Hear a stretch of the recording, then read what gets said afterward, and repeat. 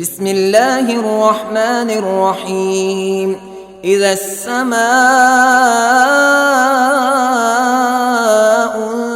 انشقت وأذنت لربها وحقت وإذا الأرض مدت وألقت ما فيها وتخلت وأذنت لربها وحقت يا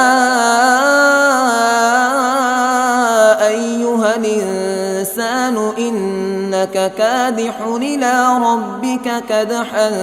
فملاقيه فأما من أوتي كتابه بيمينه فسوف يحاسب حسابا يسيرا وينقلب إلى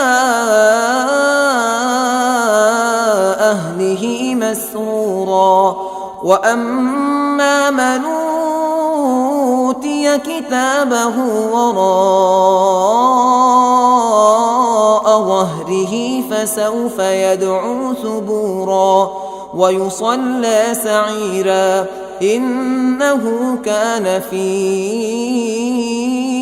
أهله مسرورا إنه ظن أن لن يحور بلى إن ربه كان به بصيرا فلا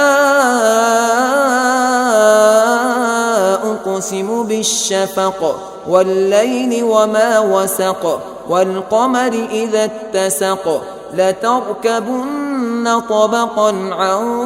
طبق فما لهم لا يؤمنون وإذا قرئ عليهم القرآن لا يسجدون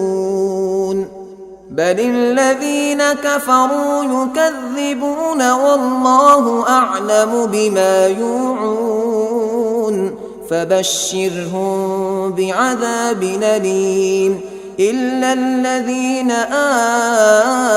آمنوا وعملوا الصالحات لهم أجر غير ممنون